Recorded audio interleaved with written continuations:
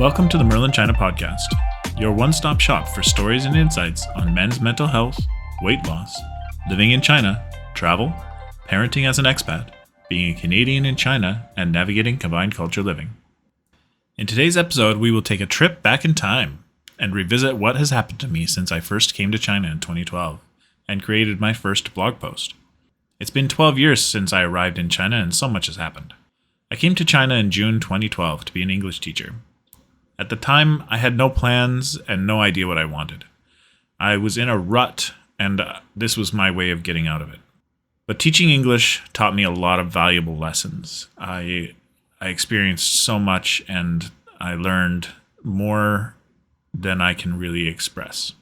From my pre-K class of 3 or 4-year-olds all the way up to my G2s or grade 2s at 7 or 8, I learned a lot of patience. I took myself way too seriously when I first started, and I learned how to laugh at myself through that. I also learned how to adjust the way I was speaking to make myself better understood by everybody around me. So kids who were barely learning English to Chinese teachers, assistant teachers who their English was pretty good, but it was still not fluent, right? Before even thinking about coming to China, I took a TEFL course in Regina, Saskatchewan. I stayed with my sister Jolene, and I learned quite a lot there.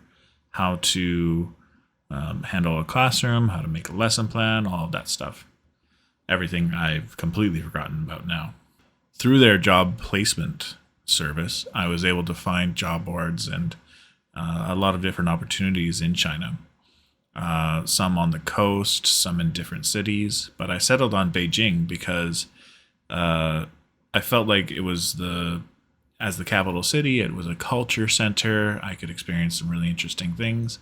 I could also make quite a lot of money compared to some of the smaller cities, and the cost of living was lower than Shanghai.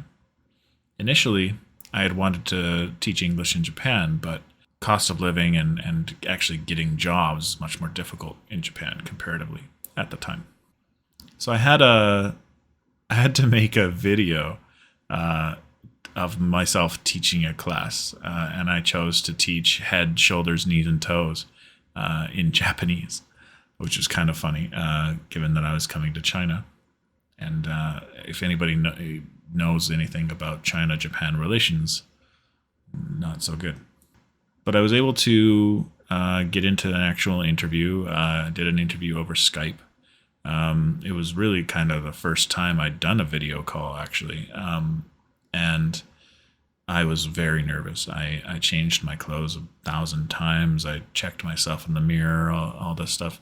But I was able to get through the interview process and get the job. And then I was able to arrange going to Beijing. Now, at the time, I had been struggling for quite a while with some depression and issues. I had left my job at 911 due to some anxiety issues and that kind of thing.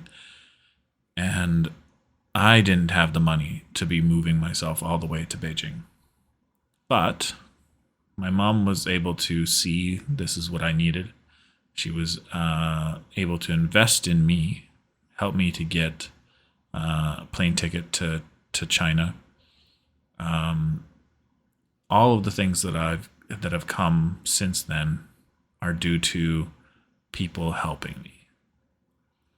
First, Mom letting me live in her house rent-free while I struggled with some issues. Jolene letting me stay at her house while I took the TEFL course, even though I crashed my car with her kids in it. She supported me. She helped me. She was able to help me get a passport, my first passport. Mom was able to help me to get my tickets to even come. None of this would have been possible without help. So now seems like a good time to thank the many people who helped me to get to where I am today by supporting me to feel comfortable, to come to Beijing, to live this life and to make this big change. Thank you all so much. The first place I taught was a training school called Best Learning English, which was focused on teaching English to kids after school. In recent years, these schools have become harder and harder to find as the government of China has been encouraging parents to uh, have a better work life, student life balance for their kids, which is great, but it also removes a gateway for expats to enter China. As I said before, this is the way that I got into China and the way that I ended up staying and starting an interesting career and life here. So that's another avenue of entry that's just gone now for a lot of expats. So arriving in Beijing, I was greeted by a representative of Best Learning who helped me get into the subway, get to where I needed to go. They put me up in a hotel for a week while I did training.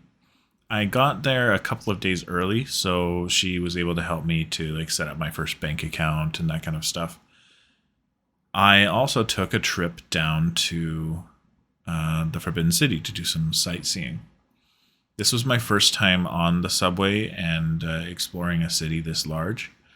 And I was honestly a bit of a rube, unfortunately. This part's not in my now blog post, but my previous blog post from 12 years ago. I actually fell victim of a scam, pretty common scam, but I fell for it nonetheless. As I got off the subway into the Forbidden City and Tiananmen Square, I was greeted by a girl who said that she was a university student and she was learning English. She wanted to practice her English with me, and me being a nice Canadian boy, I said, "Yeah, sure, okay, that sounds like fun." Meeting new friends in China seems like a good idea. My first day here, so I walked with her a while. She talked to me about her school and learning English and that kind of stuff, and asked me what I was doing there. I told her I was going to go look at the Forbidden City, and she said, "Oh yeah, I'll walk you over there." When we got closer, she was hesitating, saying, "Oh, the line looks really long. I know another entrance. We should go there." And so we walked down a side street, and it's a fairly common, like I said, a common scam, but I had never heard of it before. There's nothing to talk about that on the internet when I first moved here. So she took me into a tea house and she said, "Hey, do you like tea? This is a tea house. Let's go check it out." So I go in there. They do this whole tea ceremony, give us some fruit, and when it comes time to pay the bill, it's 2,000 RMB.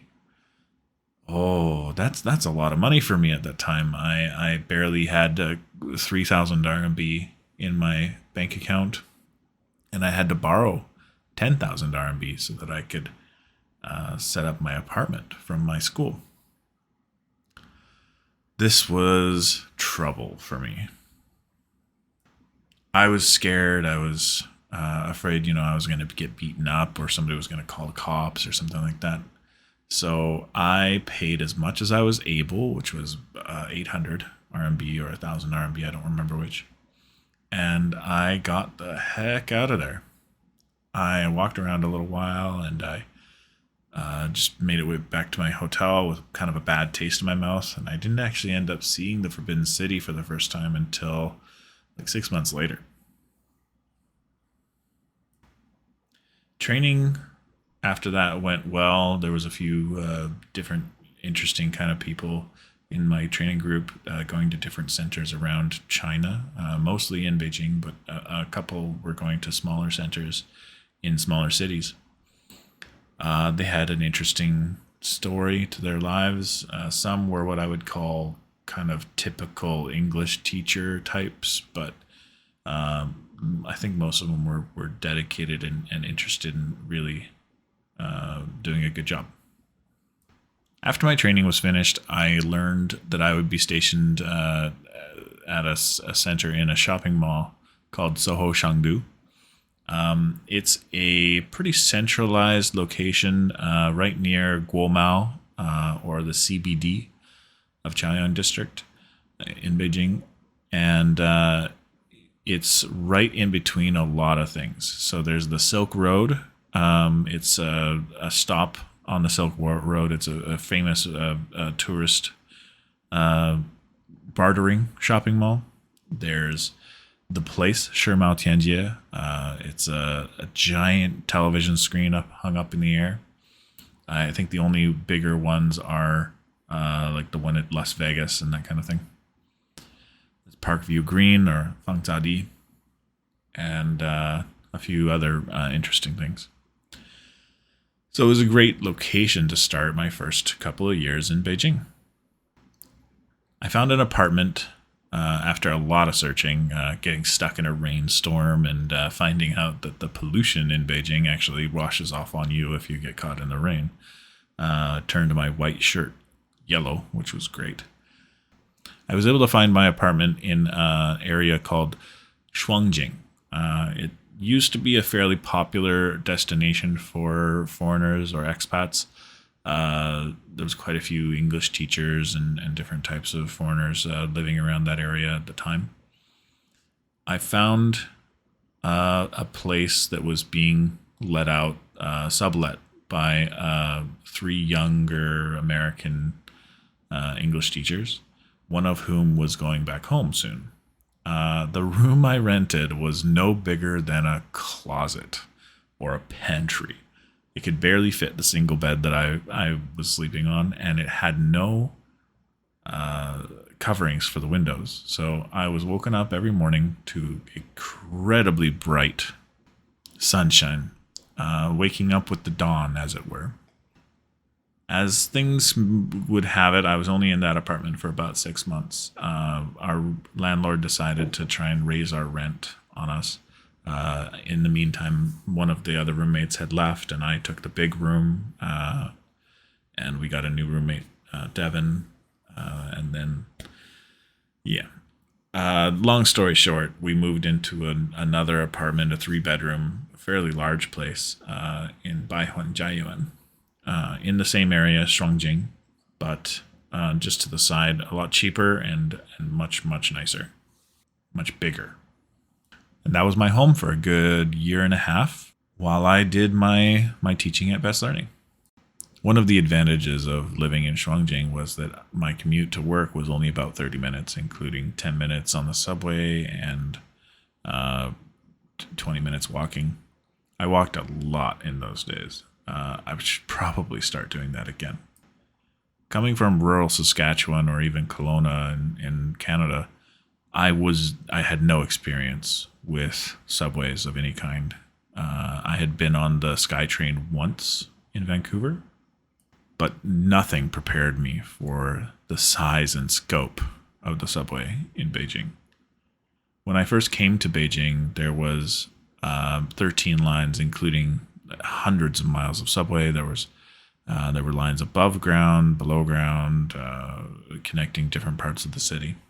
Now in 2024, there's over 27 lines. There's 22 rapid transit lines, maglev lines, airport rail links, 490 stations. It's grown exponentially. It's quite intimidating, to be honest.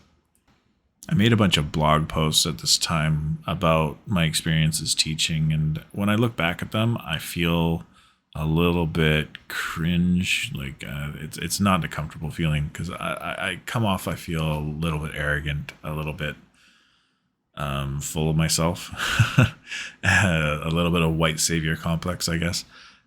But I left them up. You can find links to them in the blog post for this episode. I'll go over a little bit of what I remember about my feelings of teaching from back then. I was terrified. My first class that I taught was a pre-K class. I knew I would probably be okay because, they're basically babies, and I had had a lot of previous experience with, young kids growing up with a large family. And so all I really did those first few days was dance and sing and be a dancing monkey they would laugh at and enjoy and be happy. I figured if I could play with them and they could enjoy themselves, then they would be learning anyway. The parents loved me. Most of the kids loved me, I think. But I made one of, so far, my lifelong friends here, Reina, as my Chinese teacher in that class. Really my first friend in China. Teaching that class was really an eye-opening experience for me, and it taught me to just not be so serious. My next class I got was a G2 class, grade 2, and I was teaching reading and science and all these things, English, literature, and that kind of fun stuff. Best Learning had licensed the curriculum from a textbook company from the US, and so we were working from actual grade 2 textbooks, but we had only 4 hours a week to teach it. It was interesting, to say the least. Pretty quick after I arrived, there was a summer holiday, and I wanted to make some extra money, so I volunteered to teach the summer class. It was only 2 little girls. They were extremely cute and really kind of funny. We played, we did little arts and crafts, and we spoke in English as much as I could get them to. And then they went home. It was fun. Once the summer holiday was over, we got into the real swing of teaching. I shared a class with another teacher, another grade 2 class. I had my own grade 2 class, a pre-K class, and another class. And my schedule was a little bit weird compared to the rest of the teachers. Most of the classes would go from Wednesday to Sunday. So Wednesday, Thursday, Friday, you started at like noon, and it went until 9 o'clock. And Saturday, Sunday, you started at like 8 in the morning and went to 5 or 6. But my schedule was Monday, and then I had Tuesday, Wednesday off. So it was kind of offset from the rest of my colleagues. This was good in some ways, but it did lead to a little less socializing than I would have hoped or wanted. Nonetheless, I was able to make some good friends. Some of the Chinese teachers were really quite nice to befriend me. One who was named Vicky. We actually called her Little Vicky because she was quite skinny, and there was another Vicky who was in the sales team. Vicky was friends with Ben, another English teacher who I made friends with. And so Vicky, Ben, Reina, and I all got together one day to go to the 798 district, a beautiful art district. It's amazing to see how it's changed since then, but if you ever go to Beijing, I highly recommend visiting the 798 district. We also did a couple of other excursions, but this one was most memorable because before we went to 798, Vicky invited us to her grandfather's house. This was my first experience with home-cooked Chinese food, and it was delicious. I can't even tell you. And I was anxious as all hell. The night before, I researched how not to be rude in a Chinese home and these kind of things. Vicky's grandfather was a really nice man, and he really enjoyed trying to speak English with us and practicing his English. So that was a really amazing experience. I put a lot more detail about these stories in my blog posts from the past, so if you want to, you can check out the blog post for this episode at merlinchina.ca, and you can see all of the links to all of those old posts, and you can read more. If there's some comments or interest, I can go into more details about little stories like that and things that happened. But for now, I'll move on with the story. One post of interest is actually not really a story, but more of a essay or speech that I had written for my sister Donna's wedding. I had hoped that I would have been able to go to it and give that speech in person, but I was unable, and so I sent that speech along to my sister Joanne, who read it out at Donna's wedding. You can read it all at that post. So I only wrote my blog for a few months. I had a lot of concentration issues once I got really into full swing of teaching and socializing and meeting interesting people. And honestly, it isn't it always the ADHD guy who can't keep up on a new venture. Hopefully, I'm able to keep this one up a lot better. I was also having some pretty bad anxiety at the time. If it wasn't for friends like Ben and Vicky and Raina at the time, I almost wouldn't have gone out much at all. So I'm very grateful for them. One of the major reasons I was actually getting out more was I had actually started a relationship. I dated a few women off and on since I came to China. I experimented with some online dating and that kind of thing. I met a few different girls, but nothing quite stuck. I met one girl who was quite interesting. Her name was Amber, and we dated for about a month until one day she just kind of stopped answering my messages. We had been walking through a shopping mall, and she pointed at a watch and mentioned, "Oh, I lost my watch," and she had wanted me to buy it for her. And I said, "Oh, you should buy a watch." So she kind of stopped talking to me after that, which is fine. I wish her all the best. But it opened me up to another relationship, which ended up being quite significant. One day, even while I was still in that previous relationship, I came to work on a Thursday. Everyone else had been working on Wednesday. And Ben had told me that there was a new CT, Chinese teacher. So I was interested to meet her. When I got into the office, I found this really happy, excited woman, and she introduced herself as Bonnie, like the rabbit. So her English name was actually Bonnie, Bonny, but she introduced herself as Bunny, and everyone just called her Bunny. Even to this day, a lot of the friends that we had at the time just call her Bunny.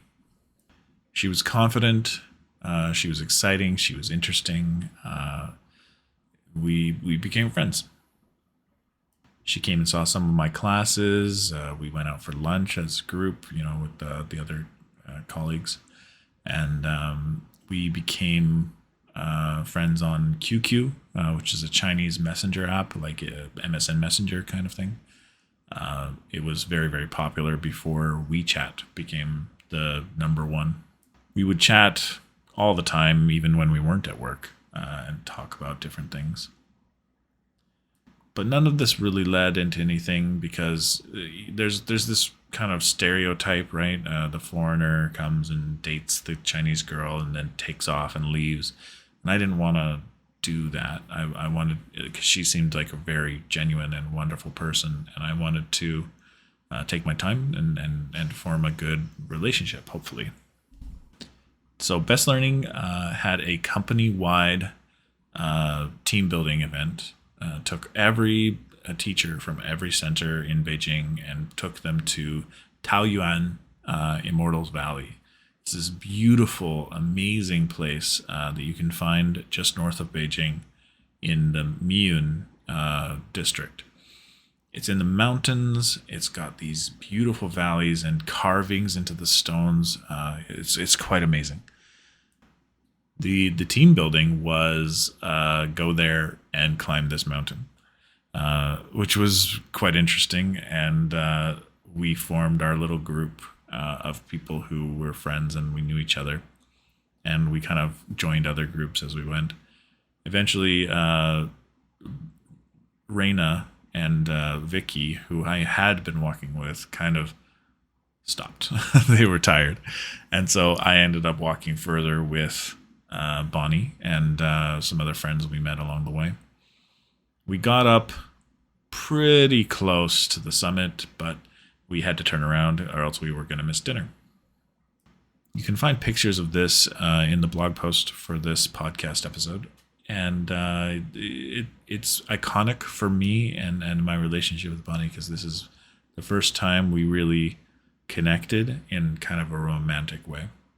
That evening, we went out for a walk by ourselves in the stars, and it was gorgeous. You couldn't have asked for a more romantic meet cute kind of thing. After that, we started dating. I invited her over to go out to a movie, and the rest is history. We kept it secret at work because I didn't want anyone to look down on her or to think this was some kind of fling. And there was some HR concerns as well, right? But eventually that became a little bit easier because she transferred to another center in Wangjing as the academic principal. Dating as a foreigner in China is always interesting. There's always different cultural issues that come up. But honestly, dating Bonnie was very easy. She was very open minded. Her English was very good.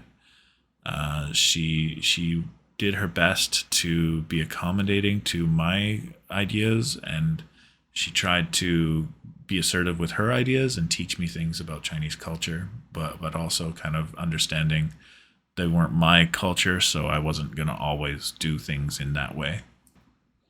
About halfway through my stay in Beijing for my first year, my good friend Greg came to visit.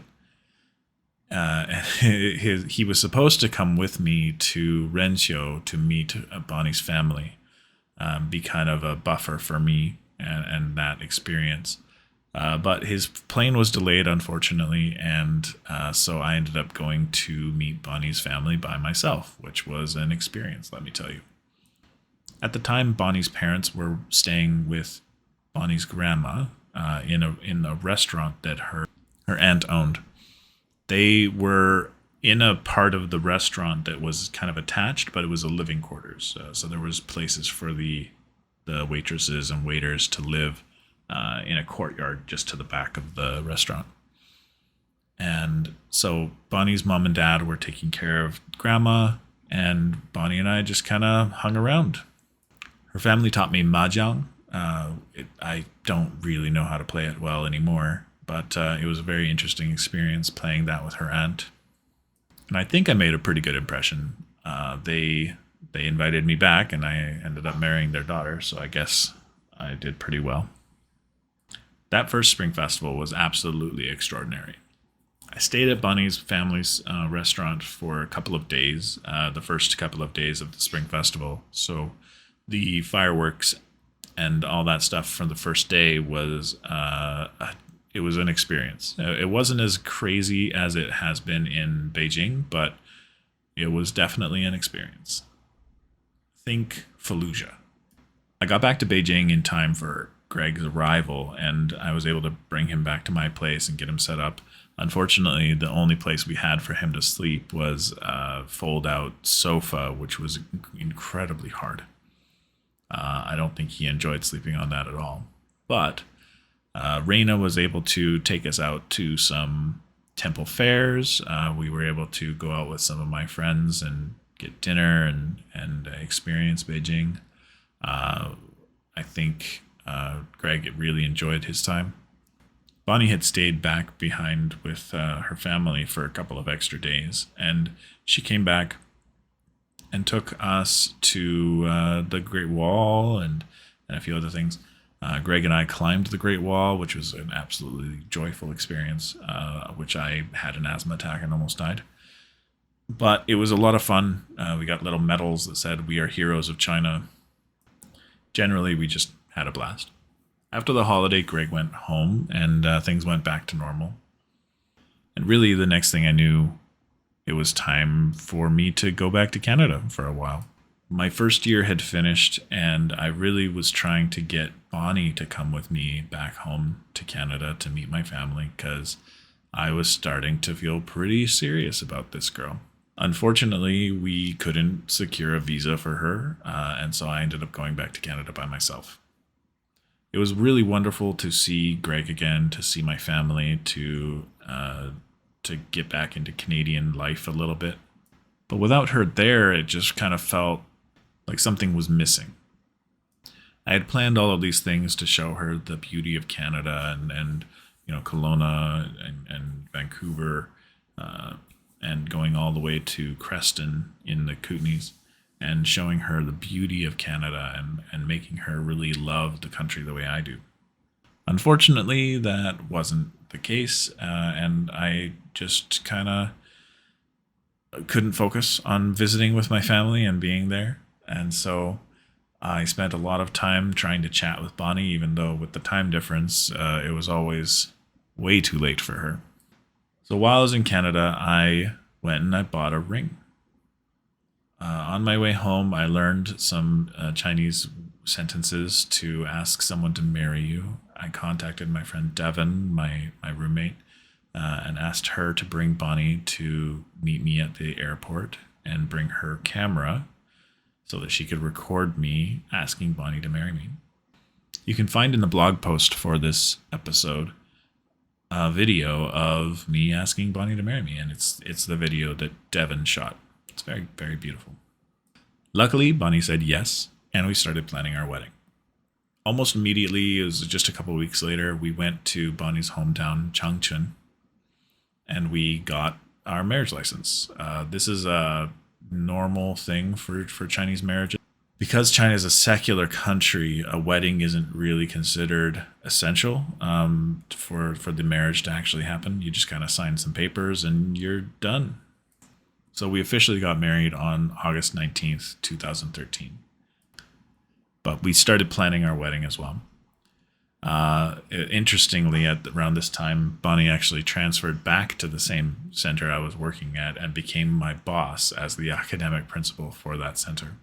We planned a traditional Chinese wedding for the following May in 2014, and luckily, my mom, my sister Memory, her husband Bill, my niece Shelly, my brother Ryan were all able to come and spend an amazing week with us the week before the wedding in Beijing. We showed them around, went to the Forbidden City, went to Tiananmen Square, ate wonderful food, walked the Great Wall. Mom got to eat some of the trees, which was her thing. She enjoyed. She got stuck on the slide down from the Great Wall in Wutianyu, and she struck up conversations with random strangers. It was joyful for her, I think. Unfortunately, I did walk her off her feet for a few days because I am a crazy person who plans everything down to the minute, and I didn't actually plan any rest. So at one point, Bonnie actually took Mom to a bathhouse to rest for a day while we all went to the zoo. Bonnie was really amazing with Mom. She took care of her very well, and she really loved Mom very, very much. Then it became time for us all to travel up to Jilin and then to Bonnie's hometown in Huadian. It's about 200 miles north of the North Korean border, which is interesting. It was an absolutely amazing experience, and I'm so lucky to have had good friends like Connor, Jenna, Hayden, and Raina, who were all able to come up to the wedding and experience that with us, and I'm forever grateful for them coming. And while a lot of them have moved on to different things, I still count them as good friends, and we do catch up sometimes on Facebook. The wedding was absolutely amazing, from drinking with the in-laws and the wild ride from Jilin for Connor and everybody with Bonnie's uncle almost falling asleep at the wheel, all the way over to KTV and personal hot pots. There's many, many stories I can't get into right now. This podcast is already too long. We had planned to do a ceremony in Canada in the summer of that year, but Bonnie still couldn't get a visa. It wasn't until 5 years later that we were able to get her a visa, but I'll go into that a little bit more later. We spent our honeymoon in Sanya that summer. It's a beautiful island of Hainan to the south of China. It's on the same level as, like, say, Thailand and Vietnam and that kind of thing. Beautiful beaches. It's a little cheaper than some of those places. And it's inside of China, and we were still kind of worried about getting Bonnie visas to places.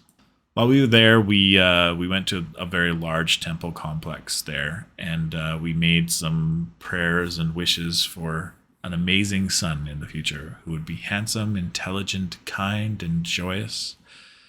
Foreshadowing much? That summer, both of us left Best Learning to move on to the Family Learning House. It's a Montessori kindergarten that's still in existence in Beijing. They have 3 locations now. At the time, they just had 1, and they had just opened another. I went to the school in Guomao, and Bonnie went to be the marketing director at the school that she's now the principal of. 10 years later, she's the principal of the school she started at as a marketing director. There's been some challenges to that. It wasn't quite a straight line. She did leave for a year or 2 in the middle of that, but she came back stronger and took over the place. She's been keeping it running successfully through all the challenges of COVID and everything else that came her way. That's quite amazing. Connor, one of my good friends and coworkers from Best Learning, also moved to the Family Learning House, and we had been recommended by our friend Mona, which was quite an interesting experience for us to join that community. I'd have to say Connor did much better than I did. Honestly, this style of teaching wasn't my style. I couldn't resolve myself to it. There's just too much sitting around waiting and not enough actually actively teaching. I found it boring and hard to get motivated, and I wasn't a good fit. It was not my best experience, and I'm sure the school was regretting it as well. This was about the time Greg came for his second visit, and we went to Xi'an for the national holiday. That was an absolutely amazing trip, but I do not recommend ever traveling within China during the national holiday, which is the first week of October.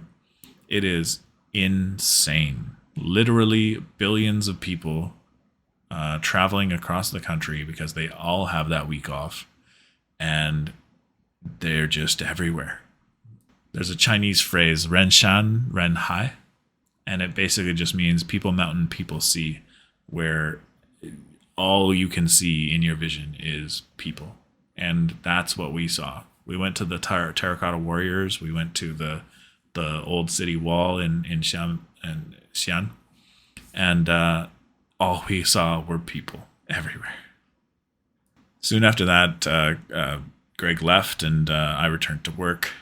I had an accident. I had not been paying attention. I was putting the batteries back in a thermometer, and I hit my head. All of the classrooms in this school were and still are modeled for children.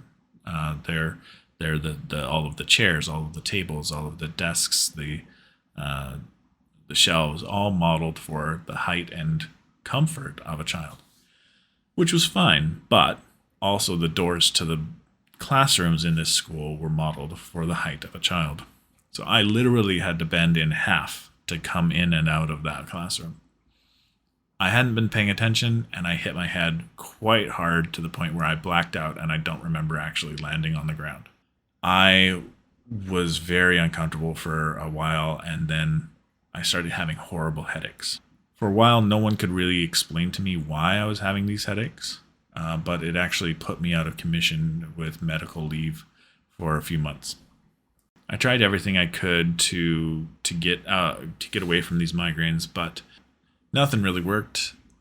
Many of the doctors that I saw told me it was psychosomatic or not real pain. They did a CT scan. They didn't find any abnormalities, but I just kept getting these horrible brain-piercing migraines, and I wasn't able to work. They eased off after a while of resting, and I was able to go on a trip with Bonnie and Connor to Thailand. And even then, with us just relaxing, I spent a couple of days of the trip just lying in bed because I was in so much pain. Eventually, I was in a circular pattern of going to work, having horrible migraines again, leaving. The classroom was suffering. The kids weren't getting taught their English lessons. And so I made the decision to leave the school. It was a very difficult decision because I loved teaching, but at this rate, I was not going to be able to do any kind of good job. And I thought that the kids deserved better. I met my replacement. She was excellent. Somebody who had taught in kindergartens before, and she definitely had the mentality of being able to work in this environment and thrive and really help the kids to thrive. As luck would have it, though, I had actually made acquaintances with one of my students' parents. They were from Canada, and they owned a video game art outsourcing studio called Mindwalk Studios. I toured the studio once as Max's teacher. Max is my student's name. And it was amazing. It was very cool. It was in this old printing factory, a very open plan with modular walls so that you could wall off the things that needed security. And I kept thinking to myself, this is kind of what I want to get into. This is my jam. I love video games. I love technology. I love this kind of world. But what can I do? I'm not an artist. I don't have experience with this. They had mentioned that they had been having some trouble hiring an IT guy. And I thought, I'm good with computers. I'm good with video games. I think I could do that. I may not have the experience, but I can learn. This is something that I could do, I think. When I finally decided to leave the family learning house, and Ashley was confident that she wasn't stealing me, which would be wrong, I was able to get an interview with their technical team. They had 2 technical artists, one of whom had been with them from the beginning of their company. And he interviewed me. My interview was quite simple. He showed me a picture, and it was a computer with a hard drive hanging out. And he said, "What's wrong with this picture?" And I said, the hard drive's hanging out. And he said, "You're hired." That wasn't my only part of the interview, but it was the most memorable part. All they really needed was somebody who could learn and follow instructions, and I could do that. I started soon after, but that's a story for another day. Thanks for tuning in, and I hope you'll join me next time as we talk about getting Bonnie a visa and the crazy lengths that we had to go through to get her that visa, going from English teacher to IT support to IT manager, and just all of the crazy stories that happened in between. So I hope to see you next time on Merlin, China.